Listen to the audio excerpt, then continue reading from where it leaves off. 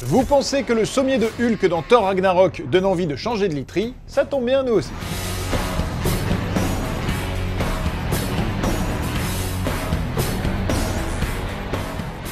Au programme cette semaine, on rattrape 2 semaines d'infos, les héros de Star Wars 8 prennent la pause, Valérian nous en met plein les yeux, mais tout de suite, place aux news en bref.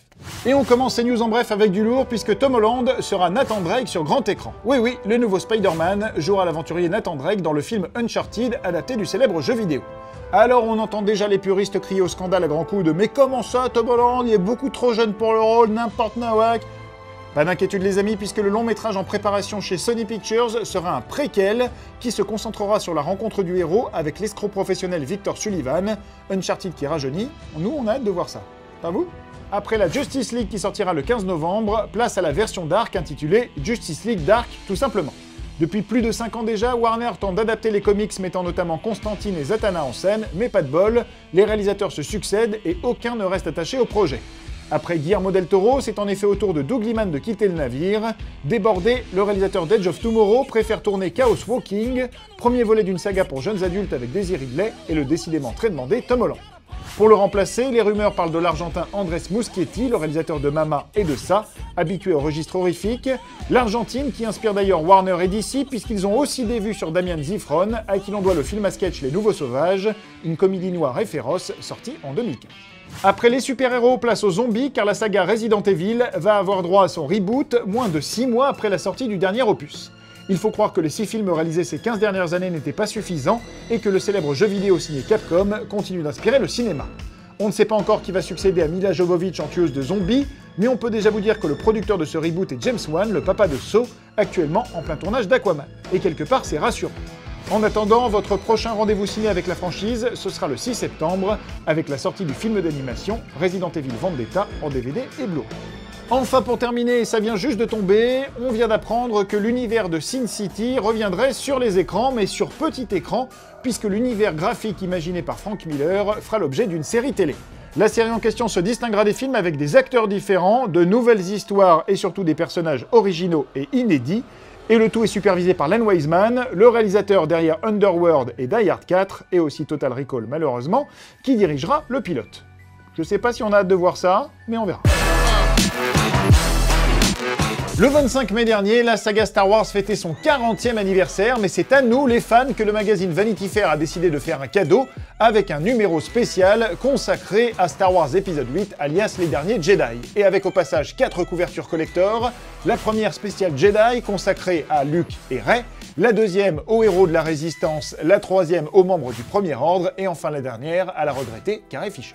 Mais ce n'est pas tout, puisque parmi les nombreux clichés proposés par le magazine, dont ces 2 portraits déchirants de Carrie Fisher avec sa fille Billy Lourdes et son complice Mark Hamill, on a pu découvrir un premier aperçu de 2 nouveaux personnages au sein de la saga intergalactique, campés respectivement par Benicio del Toro et Laura Dern. Dans Star Wars épisode 8, Benicio del Toro sera DJ, un mercenaire trouble qui n'est ni avec la Résistance ni avec le Premier Ordre, tandis que Laura Dern sera la vice-amirale Holdo, une haute figure de la Résistance. Toutes ces photos, ça nous fait réaliser une seule chose, que le 13 décembre c'est beaucoup trop loin, surtout quand on sait que le réalisateur Rian Johnson a promis au sein du film la révélation la plus incroyable de toute l'histoire de toute la saga. Ah ouais, ça promet, et si finalement Dark Vador n'était pas le père de Luke? Ce serait énorme ça. Et au-delà de l'épisode 8, l'univers cinématographique Star Wars continue de s'étendre, puisque le sujet du 3e spin-off de la saga pourrait être annoncé très prochainement, peut-être même courant juin. C'est en tout cas ce qu'a laissé entendre la productrice Kathleen Kennedy, alors que se murmurent de manière assez insistante les noms d'Obi-Wan Kenobi et de Boba Fett, 2 noms de personnages qui reviennent chaque fois qu'on parle de spin-off.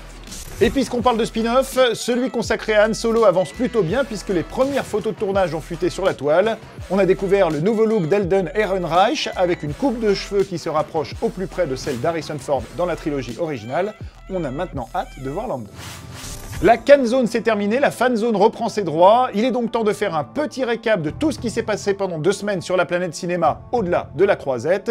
Et on commence tout de suite alors que Wonder Woman s'apprête à débarquer dans nos salles avec l'univers DC Comics. Ambiance sous l'océan pour commencer avec Aquaman qui est enfin entré en phase de tournage. Et la première photo officielle fait honneur aux dames puisqu'on y découvre Mera, la femme d'Aquaman, campée par Amber Heard. Sinon, on a appris que le film se situerait chronologiquement après la Justice League et que Ludivine, vue dans Power Rangers, rejoint le casting. Vu le flop des Power Rangers au cinéma, il était temps de se trouver une autre franchise, alors nous on dit bravo Ludivine, enfin Ludiline.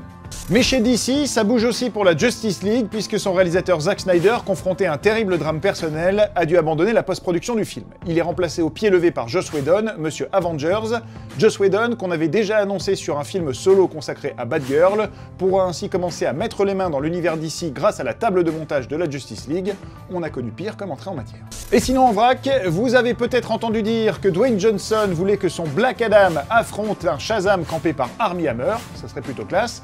Et sinon, du côté du Flash campé par Ezra Miller, la valse des réalisateurs se poursuit et deux noms se détachent pour le moment, Matthew Vaughn, alias Monsieur Kingman, et Robert Zemeckis, alias Monsieur plein de films cultes, dont Retour vers le futur, ce qui serait plutôt pas mal pour un film Flash à base d'univers parallèles et de voyages dans le temps. Non de Zeus. Et on termine cette partie d'ici avec la bande-annonce de Batman and Harley Quinn, futur film d'animation made in Warner, et si vous avez l'impression que ça ressemble à un super teasing pour le futur Gotham City Sirens, porté par Harley Quinn mais aussi Poison Ivy, vous n'aurez pas tout à fait tort. Et oui, on dirait que ce projet semble planter la graine du futur film de David Ayer. Et oui, Poison Ivy, graine, je suis trop fort. Du côté de la concurrence, Marvel donc, plein de choses également, avec déjà une réalisatrice pour le projet Silver and Black, spin-off de Spider-Man centré sur les super-héroïnes, Silver Sable et Black Cat. Le nom de l'heureuse élue, Gina Prince Bythewood, cinéaste méconnue du grand public, mais qui connaît bien la maison Marvel, pour avoir signé il y a peu le pilote de la série Cloak and Dagger, dont voici quelques images.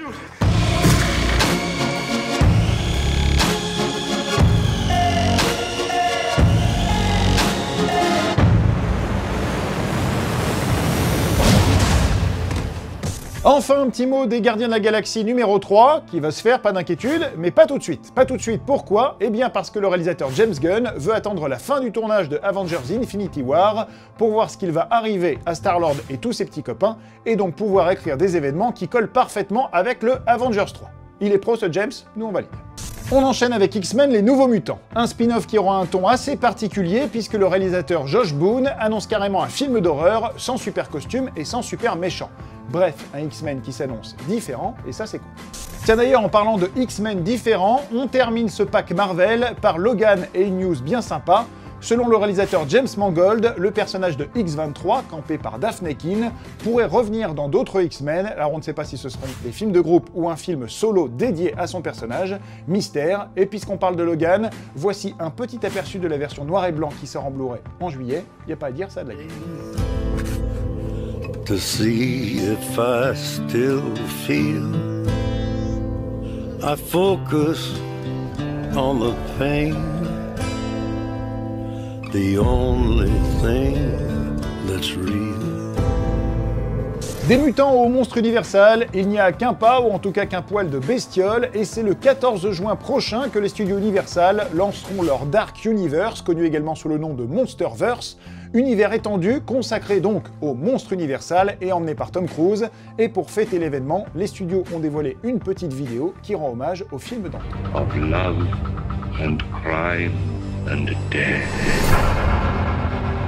Your spirit that has wandered through so many forms and so many ages. Et avec la momie donc, ce n'est que le début de ce Dark Universe qui devrait aligner pas mal de têtes d'affiche. Je parle notamment de Javier Bardem qui campera la créature de Frankenstein pour le réalisateur de La Belle et la Bête Bill Condon, Johnny Depp qui incarnera l'homme invisible, Russell Crowe bien sûr qui campera le Dr Jekyll et Mr Hyde, et on parle même de Dwayne Johnson pour prêter ses muscles et sa silhouette au colossal loup-garou. Et enfin, pour terminer, toujours à propos d'univers étendu, partagé et de films de monstres, la rencontre entre Kong et Godzilla devrait bien arriver. Un réalisateur a été choisi, il s'agit d'Adam Wingard, révélé par les films d'horreur Your Next et le projet Blair Witch, le remake sorti l'an dernier. C'est donc lui qui devra orchestrer la rencontre au sommet entre les deux bestioles. Si vous aimez les monstres, vous allez être servi.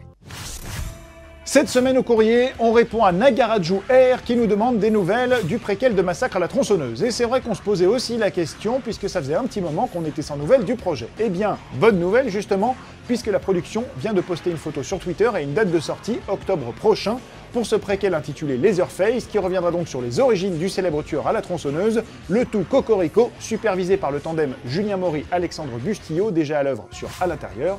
Bref, autant dire que ça va saigner.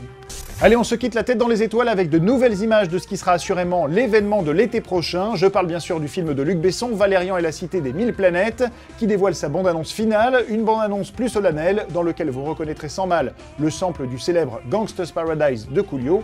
On vous laisse découvrir ça, on vous donne rendez-vous la semaine prochaine dans la Fat Zone, ou sinon en live sur notre page Facebook, n'oubliez pas. A plus.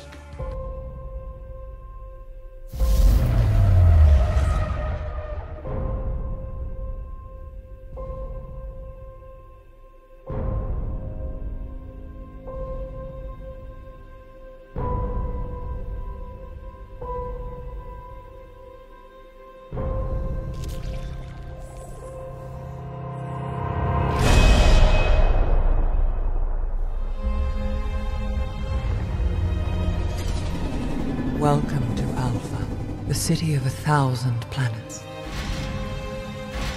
After centuries of peace and prosperity, an unknown force wants to destroy all we have created. Agents Valerian and Laureline, you have less than 10 hours to find the threat and eliminate it. Let's get to work.